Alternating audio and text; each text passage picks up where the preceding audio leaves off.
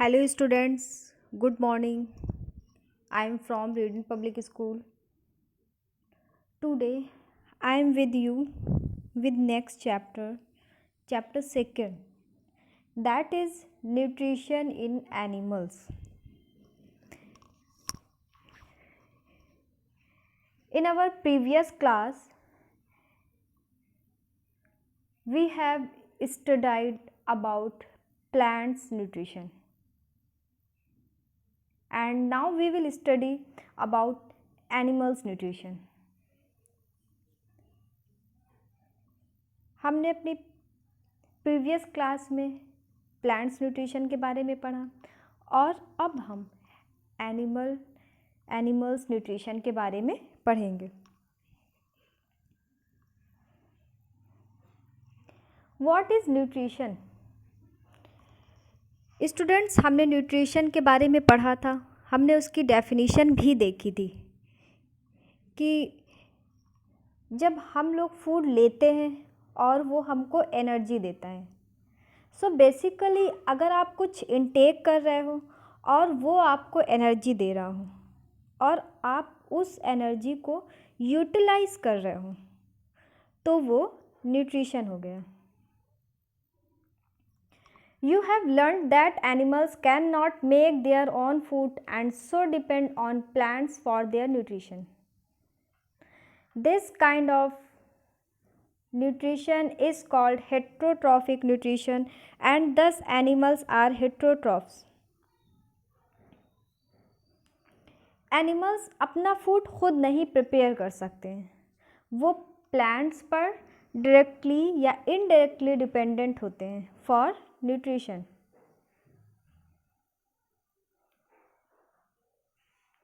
और इस तरह के न्यूट्रिशन को हेटरोट्रॉफिक न्यूट्रिशन कहते हैं और एनिमल्स को हेटरोट्रॉफ्स कहते हैं. The word heterotroph is made up of two words, hetero and troph. Hetero and troph. Hetero means another and troph means nutrition. Okay, hetero means another and troph means nutrition.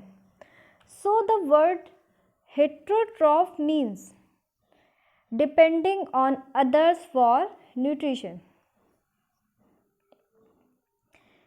Animals are classified into herbivores, carnivores and omnivores based on their feeding habits. Feeding habits के basis पर इनको classify किया गया है herbivores, carnivores and omnivores में. What are herbivores?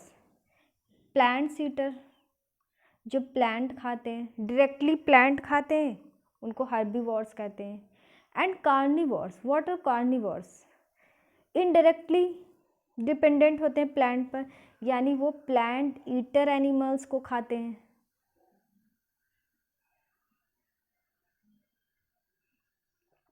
And omnivores eat both plants and animals.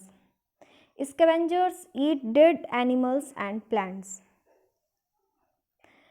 The kind of nutrition where food is taken into the body as a liquid or solid and then further broken down is called holozoic nutrition.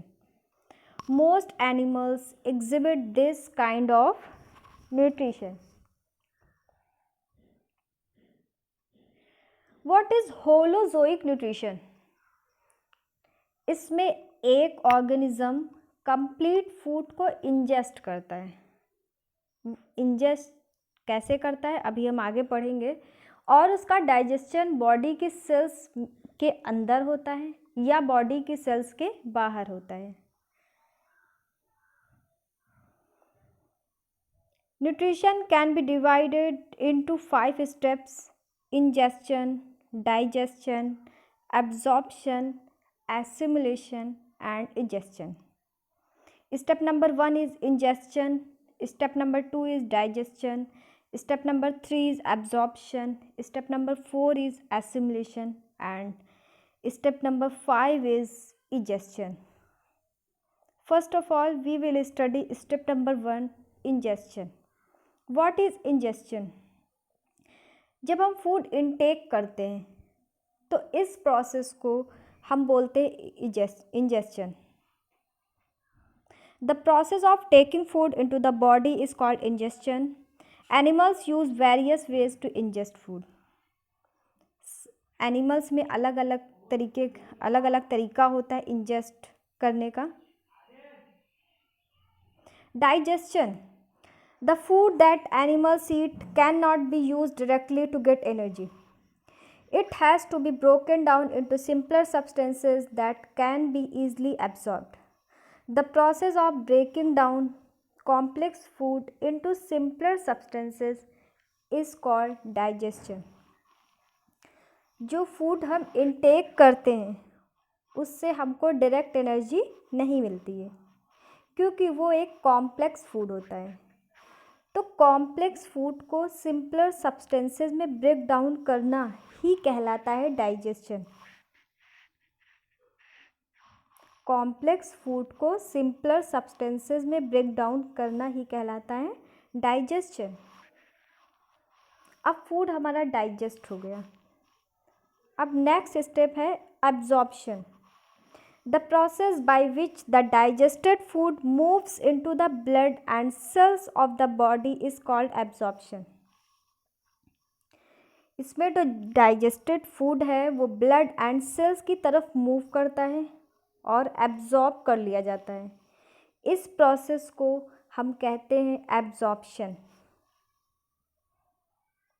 And next is assimilation. The process by which the absorbed food is used by the body to generate energy and carry out its life functions is called assimilation. इसमें जो absorb food है उसका use किया जाता है। कैसे? Energy generate करी जाती है to carry out its life functions.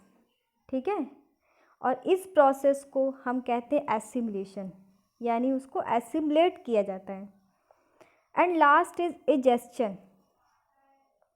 The process by which the undigested food and waste is sent out of the body is called egestion. इसमें अनडाइजेस्टेड फूड एंड वेस्ट को body के बाहर exit कर दिया जाता है और इस प्रोसेस को हम कहते हैं egestion. So these 5 steps are completed and next topic is nutrition in amoeba. As you all know that amoeba is a unicellular organism. और अमीबा में न्यूट्रिशन कैसे होता है?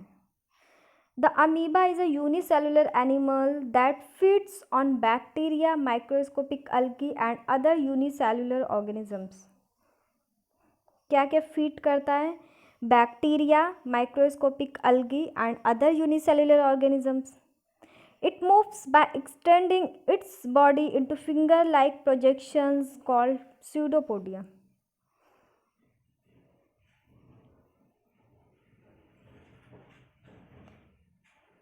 यहाँ पे अमीबा एंड अमीबा, देखिए यहाँ पे ये फिंगर लाइक प्रोजेक्शंस जो हैं इसको बोलते हैं स्यूडोपोडिया, और ये स्यूडोपोडिया के थ्रू ही मूव करता है। The amoeba ingest its food by using its pseudopodia to engulf the food and take it into its body. It then secretes digestive juices into the cavity that contains the food. Once the food is digested, it is absorbed and assimilated into the body. The undigested food is sent out of the body. अपने pseudopodia के through ये food को surround करता है और एक cavity बन जाती है और उसी कैविटी में ये डाइजेस्टिव जूसेस सिक्रेट करता है जिससे फूड का डाइजेशन होता है और उसके बाद digested food absorb and assimilate किया जाता है और अनडाइजेस्टेड फूड को बॉडी के बाहर एग्जिट कर दिया जाता है। This is an amoeba. यहाँ पे ये फूड है अमीबा का और ये है स्यूडोपोडिया। अब ये स्यूडोपोडिया से देखिए किस तरह से सराउंड कर रहा है फूड को। यहाँ पे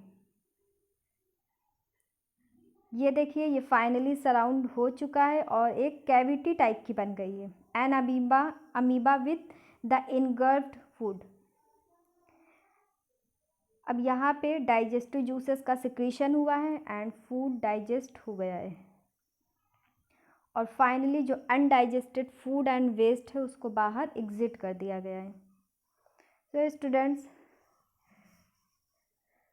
this topic is completed, nutrition in amoeba, that is nutrition in amoeba, and in our next class we will continue from nutrition in humans. Students, if you have any doubt or confusion, you can discuss on Zoom or can comment on comment section. I request you all, keep on studying at home. Stay home, stay safe. Thank you.